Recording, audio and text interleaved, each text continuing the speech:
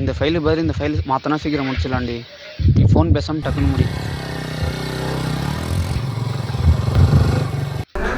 ஹே, டீயை தட்டி விட்டுறாதடி. சரிடா.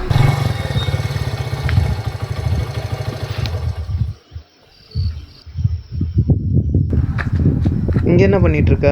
சும்மா ப்ராஜெக்ட் விஷயமா பேசிட்டு இருக்கேன். சரி, கிளம்பி வா, வெளியே போகலாம்.